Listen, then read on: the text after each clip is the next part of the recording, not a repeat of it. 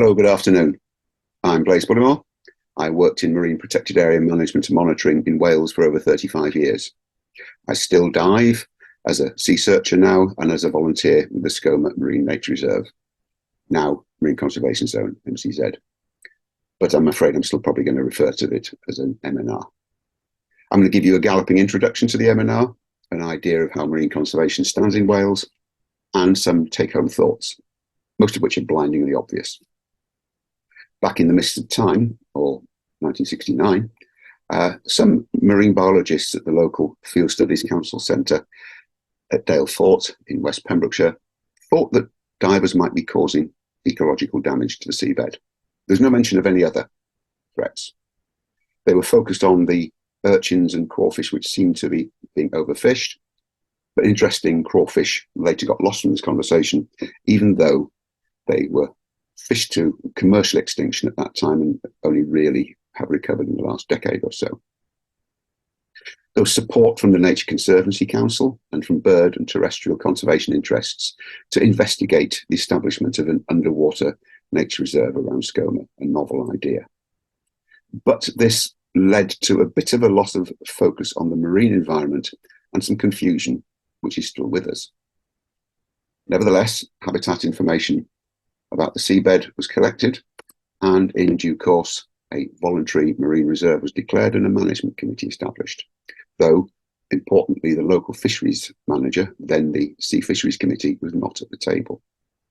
And if you look at the bottom there, talking about seals and birds, a bit of a focus there, which brings us to take-home point one, the clarity of aims and intentions. Don't get distracted or diverted from your main theme, the marine environment, and make the best case with the best evidence possible. Quite rightly, the scientific secretary of the Management Reserve Committee campaigned for more information to be collected. In fullness of time, 1982, I started a subtidal monitoring program. Initially, it was very basic with simple aims. What changes? How fast? How long do things live? We knew very little back then. And it's now evolved into being the longest continuous marine conservation program in the UK. It's clearly targeted and focused, and it has a wide biological, hydrographic, and user activity scope. Alerts from divers that dredging was causing damage were acknowledged by the committee, and they accepted it might be a possible threat.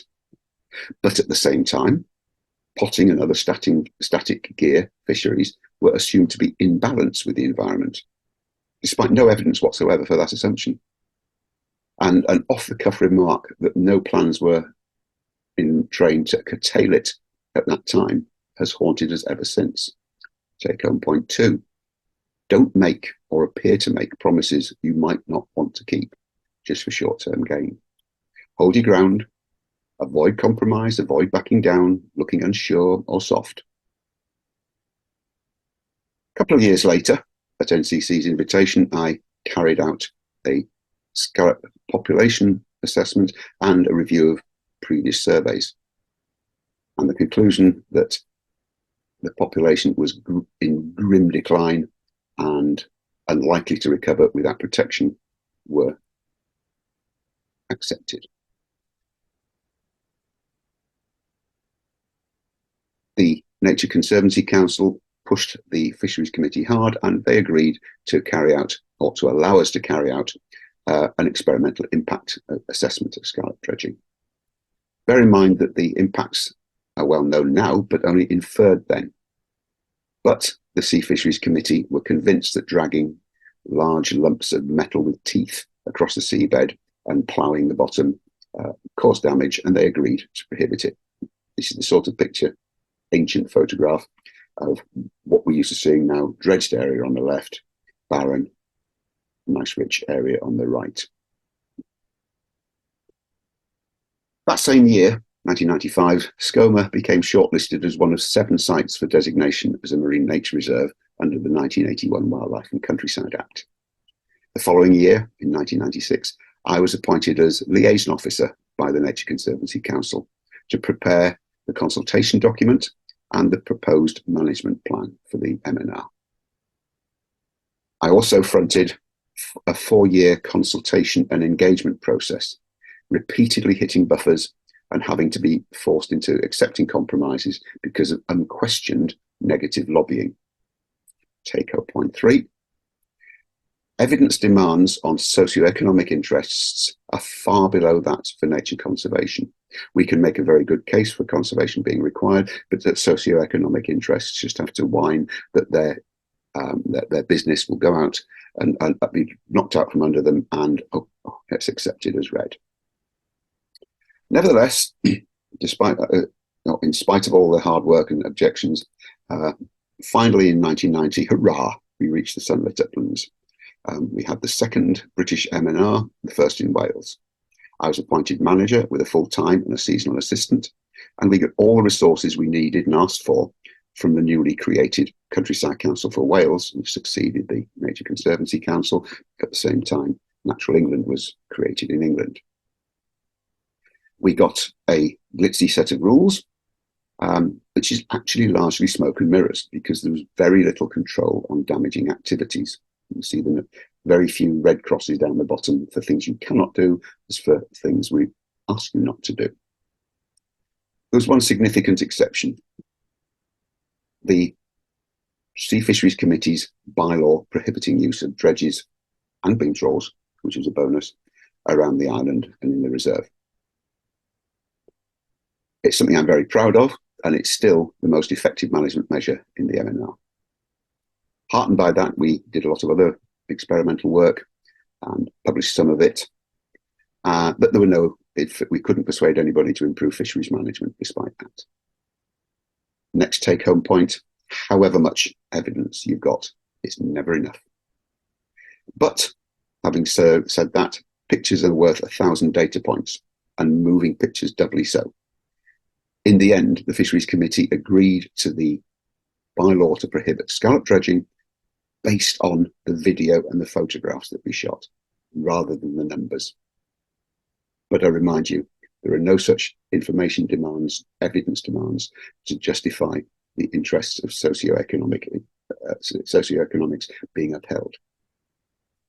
Meanwhile, new tools came along, which brought high hopes, and I stupidly allowed myself to get segued into SAC work from 1998, and my stalwart assistant, Phil Newman, who you'll hear from soon, stepped up to lead the MNR team.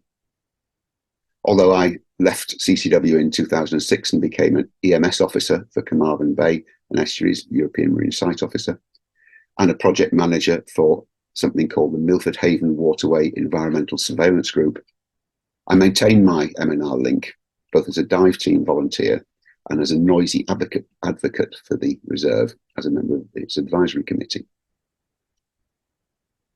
Only 2 MNRs were ever designated in Britain, plus Strangford Loch in Northern Ireland. The MNR provisions of the Wildlife and Countryside Act were deemed a failure, but don't worry.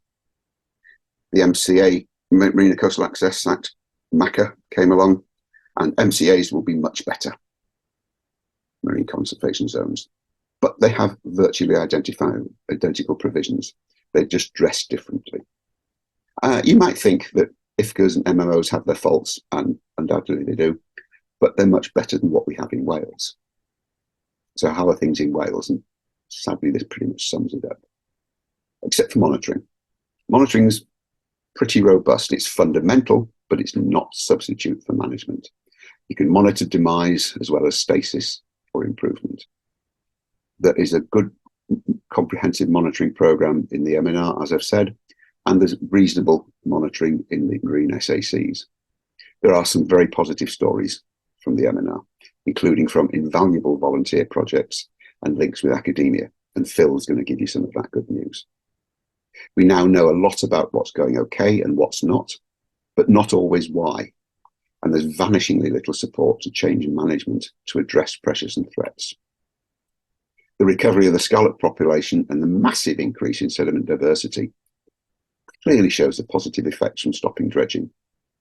But there are other examples of things not being well, like the sea fan population being close to free fall.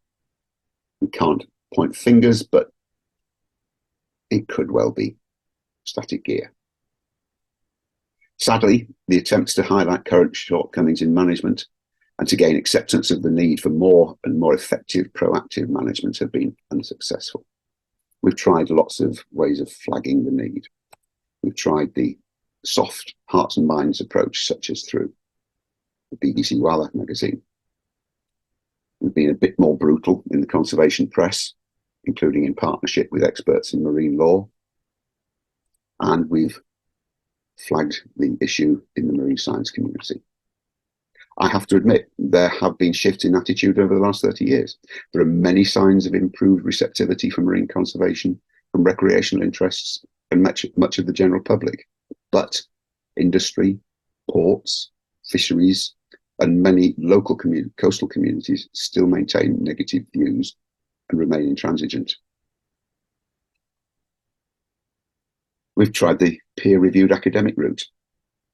That first paper identified what was wrong in EMS management, and the second one looked at post-Marine and Coastal Access Act conservation and management in Wales. We don't have IFCAs or MMO in Wales.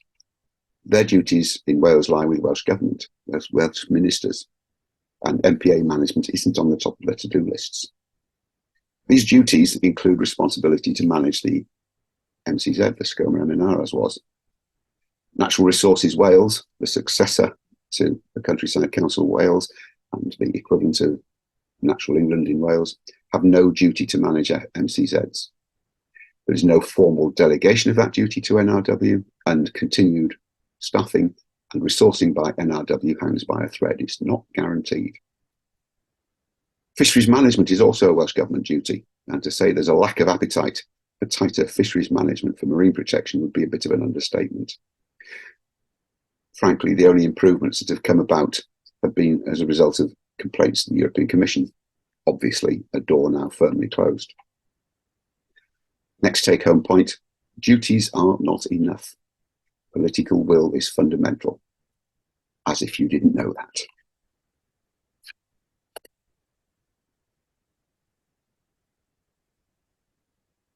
NCS's campaign for HPMCZ's highly protected marine conservation zones, triggered by the Marine and Coastal Access Act, inspired these two advocates, actually the children of two former MNR colleagues. And despite Welsh Government initially taking a proactive, though very ham-fisted and badly explained, steps to designate HPMPAs a decade ago, the misinformation-fueled backlash from fishing, from ports, and from a handful of local communities made the government leap backwards and indulge in weasel words and displacement activities ever since. Here are these two young men, over a decade later. Nothing's changed. We're no nearer having an MPA, a highly protected MPA, or designating any more MCZs in Wales. Why? Well, it's not important. The economy obviously comes first, and we can put it all off anyway. Does this sound at all familiar, for example, under the climate crisis? We were afforded a very good opportunity to bang the drum with a Welsh Assembly Environment Committee inquiry into marine protected areas in Wales. They listened. They used the information they submitted, they included it in their report, but little change to date from Welsh Government.